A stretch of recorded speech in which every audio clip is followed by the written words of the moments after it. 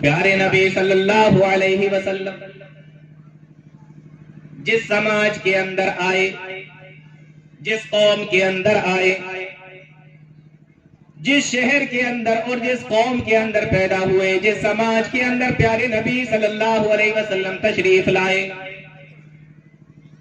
کون سا گناہ ایسا تھا، کون سی برائی ایسی تھی جو سماج کے اندر نہ پائی جاتی ہو؟ شرک عام تھا، سینکڑوں جھوٹے خداؤں اور جھوٹے معبودوں کی پوجا کی جاتی تھی، عبادت کی جاتی تھی، طاقت کی حکمرانی تھی، نہ جان محفوظ تھی، نہ مال محفوظ تھا، نہ عزت و آبرو محفوظ تھی۔ بے شرمی اور بے حیائی کا عالم یہ تھا کہ اللہ کا وہ پہلا گھر جو اللہ کی عبادت کے لیے بنایا گیا، وہاں مرد بھی اور عورتیں بھی برہنہ ہو کر، ننگے ہو کر اس کا طواف کرتے تھے، اور پورا معاشرہ جس کی لاٹھی اس کی بھینس کے اوپر چل رہا تھا، اتنا معاملہ خراب تھا۔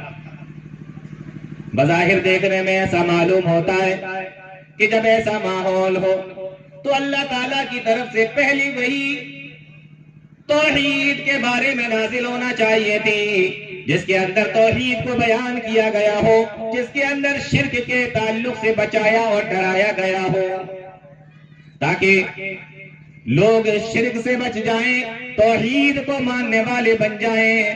بظاہر ایسا معلوم ہوتا ہے کہ پہلی وحی دنیا کے اندر اصلاح سماج کے تعلق سے نازل ہونا چاہیے تھی، چاہے تاکہ معاشرے کے اندر اصلاح ہو جائے، تاکہ معاشرے کے اندر سدھار آ جائے، تاکہ معاشرے کے اندر سے بے حیائی اور برائی دور ہو جائے۔ بظاہر ایسا معلوم ہوتا ہے کہ اس طریقے کی وحی نازل ہونا چاہیے تھی کہ دنیا کے اندر سے ظلم ختم ہو جائے، عدل و انصاف کا بول بالا ہو جائے، دنیا کے اندر بھائی چارگی پیدا ہو جائے، اور معاشرہ امن کے اندر جینے لگے، معاشرے کے اندر امن پیدا ہو جائے۔ اس طریقے سے معلوم ہوتا ہے۔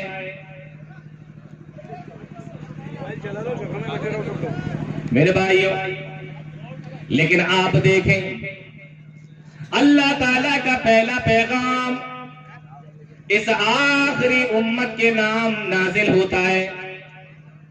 وہ ادھر کام کر رہے ہیں، آپ لوگ میری طرف توجہ کریں۔ اللہ تعالیٰ کا پہلا پیغام اس آخری امت کے نام ہوتا ہے، اس آخری امت کے نام آتا ہے۔ اللہ تعالیٰ قرآن کریم کے اندر بیان فرماتا ہے، اور پہلی وحی اللہ تعالیٰ قرآن کریم کی نازل فرماتا ہے، اقرأ بسم ربک الذی خلق، خلق الانسان من علق، اقرأ بربک الاکرم الذی علم بالقلم، علم الانسان ما لم یعلم۔ یہ 5 آیتیں نازل ہوئی۔ پڑھو، اقرا، پڑھو بسم ربک الذی خلق، اپنے رب کے نام سے جس نے پیدا کیا، خلق الانسان من علق، پڑھو جس نے انسان کو جمے ہوئے خون سے بنایا، اقرا وربک الاکرم، پڑھو اپنے پروردگار کے نام سے، اپنے رب کے نام سے جو بڑا کریم ہے، الذی علم بالقلم، جس نے قلم کے ذریعے سے علم سکھایا، علم الانسان ما لم یعلم، اور انسان کو وہ سکھایا جو وہ جانتا نہیں تھا۔ پہلی وحی نازل ہوئی، کیا نازل ہوئی؟ پڑھو، نہ توحید کے بارے میں، نہ شرک کے بارے میں، نہ ظلم کے بارے میں، نہ عدل و انصاف کے بارے میں، نہ بے حیائی کے بارے میں، نہ بے شرمی کے بارے میں، نہ اصلاح سماج کے بارے میں، نہ اصلاح معاشرہ کے بارے میں۔ پہلی وحی اللہ تعالیٰ کا پہلا پیغام اس آخری امت کے نام آتا ہے۔ سوچو پیغام کتنا اہم ہوگا جو پہلا پیغام ہے، اور اس امت کے، اس آخری امت کے نام ہے۔ اللہ تعالیٰ نازل فرما رہا ہے، اقرأ بسم ربک الذی خلق، پڑھو اپنے پروردگار کے نام سے جس نے پیدا کیا۔ پڑھنے کا حکم دیا جا رہا ہے۔ کیوں دیا جا رہا ہے؟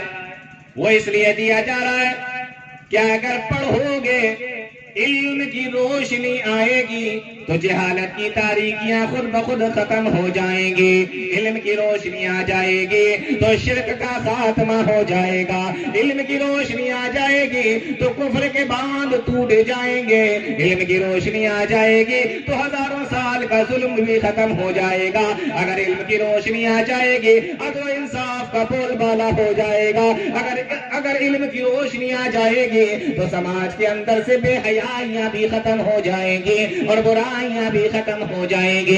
اللہ تعالیٰ فرماتا ہے اقرا، پڑھو بسم ربک الذی خلق، اپنے اس پروردگار کے نام سے جس نے پیدا کیا۔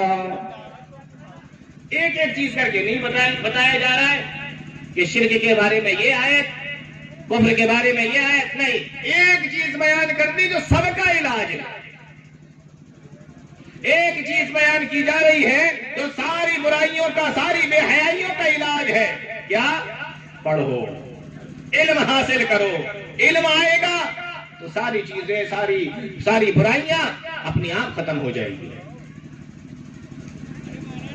امام مالک رحمہ اللہ فرماتے ہیں علم جو ہے نا یہ نور ہے، یہ روشنی ہے۔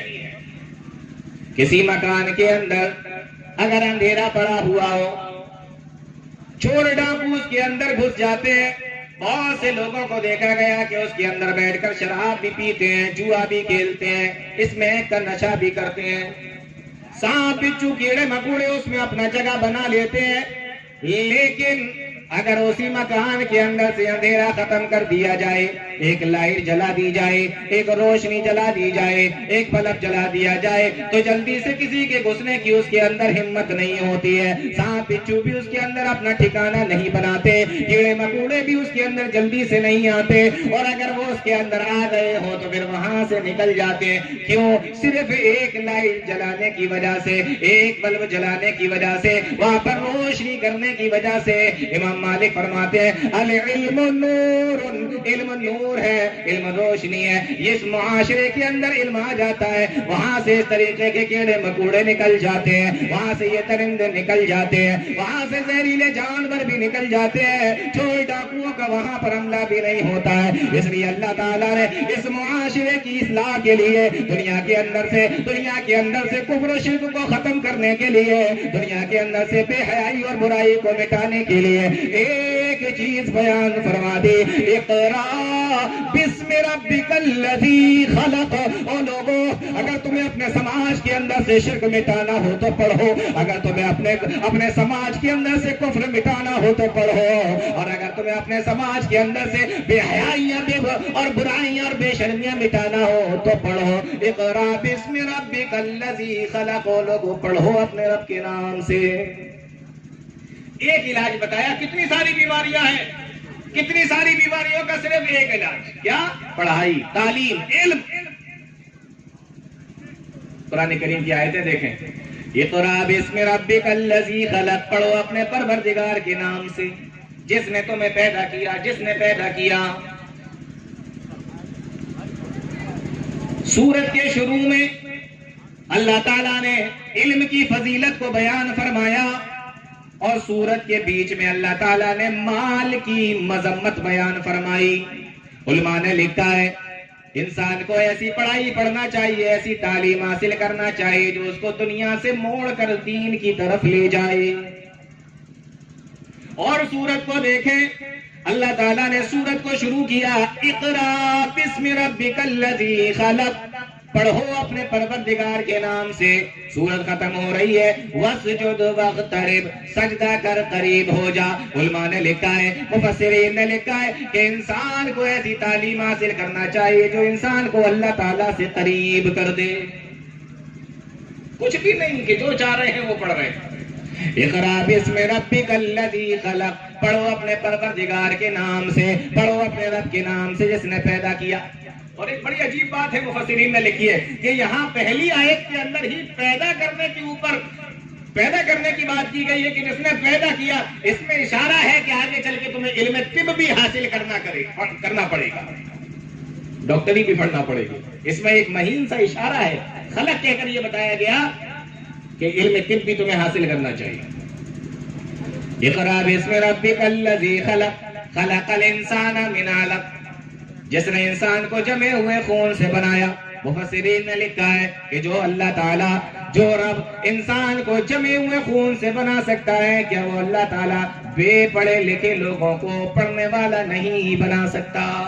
اس لیے پڑھو، اور اس لیے بھی پڑھو اقرا وربک الاکرم، پڑھو تمہارا رب بڑا کریم ہے. علماء نے لکھا ہے کہ یہاں پر اللہ تعالیٰ نے پڑھنے کے بعد کریم کا لفظ استعمال فرمایا، اکرم کا لفظ استعمال فرمایا. اس میں اس بات کی طرف اشارہ ہے کہ اگر تمہیں زمانے کے اندر عزتیں چاہیے تو تمہیں پڑھنا پڑے گا.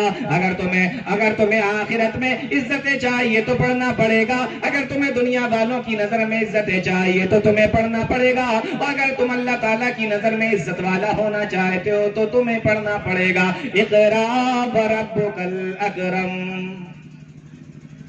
آگے اللہ تعالیٰ فرماتا ہے الذی علم بالقلم، پڑھو جس نے تمہیں علم کے ذریعے سے، تمہیں قلم کے ذریعے سے علم سکھایا. الذی علم بالقلم، یہاں قلم کا ذکر اللہ تعالیٰ نے فرما دیا. آج دنیا کتنی بھی ترقی کر لے لیکن جو قلم کا مقام ہے اس کو کبھی بھی ہٹا نہیں سکتی، اس کو کم نہیں کر سکتی. قلم کی ضرورت تو انسان کو پڑتی ہے.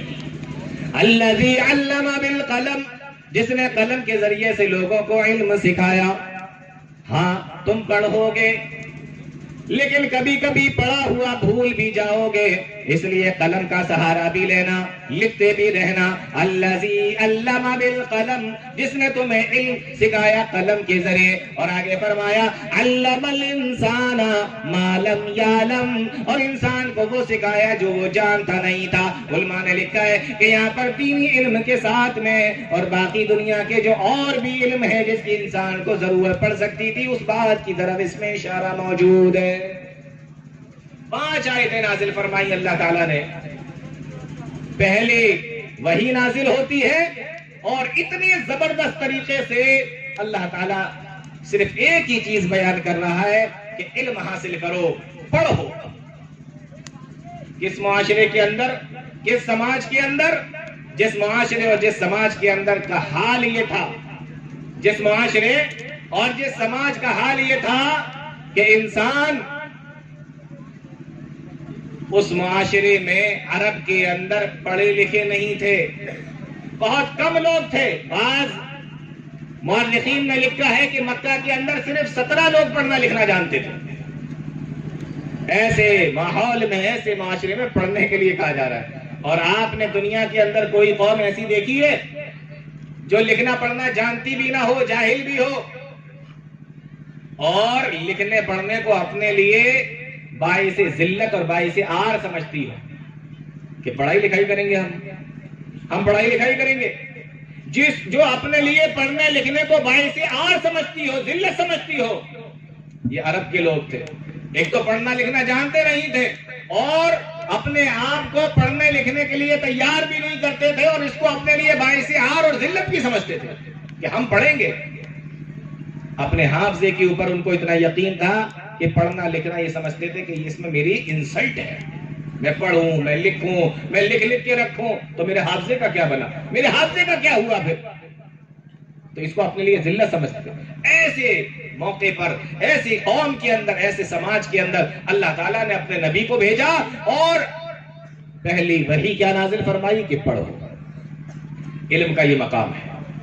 اور دیکھیں علم کا مقام اللہ تعالیٰ نے ایک دوسری جگہ فرمایا شہید اللہ انہ لا الہ الا ہوا والملائکۃ واولو العلم قائما بالقسط. اللہ تعالیٰ اس بات کی گواہی دیتا ہے کہ اللہ کے علاوہ کوئی معبود برحق نہیں ہے.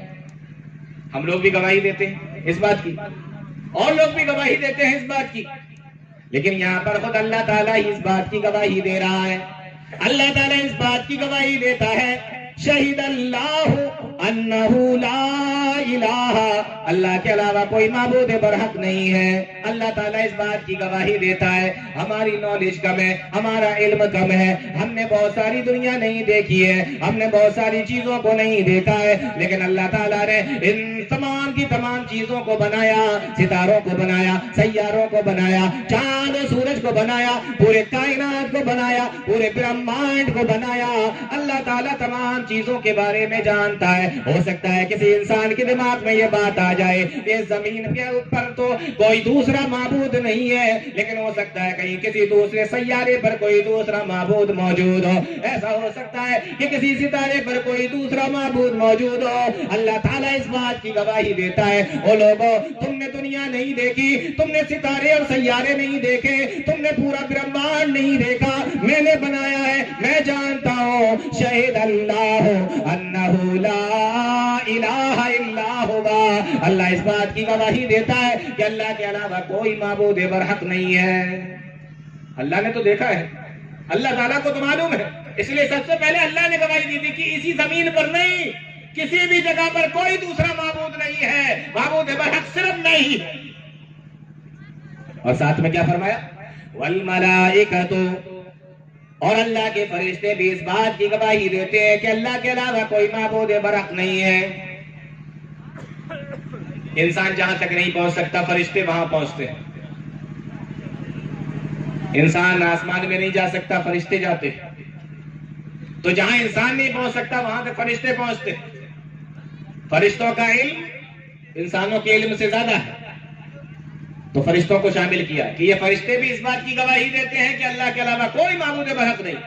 اور تیسرے نمبر پر یہ علم کی فضیلت ہے، اللہ تعالیٰ نے تیسرے نمبر پہ بیان فرمایا، شہید اللہ انہ لا الہ الا ہوا والملائکۃ واولو العلم، اور دنیا کے اندر جن کے پاس میں علم ہے، جو علم والے ہیں، جو جانکار ہیں، وہ بھی اس بات کی گواہی دیتے ہیں کہ اللہ کے علاوہ کوئی معبود برحق نہیں ہے۔ علماء نے لکھا ہے یا علم کا یہ مقام ہے، یا علماء کا یہ مقام ہے، یہاں جانکار لوگوں کا یہ مقام ہے کہ اللہ تعالیٰ نے اپنے نام کے ساتھ میں فرشتوں کا ذکر فرمایا اور فرشتوں کے ساتھ میں علم والوں کا ذکر فرمایا۔ اور معاف کیجئے گا، اللہ تعالیٰ نے اس آیت کے اندر اولو العلم کہا ہے، اولو المال نہیں کہا ہے، کہ مال والے بھی جانتے ہیں کہ اللہ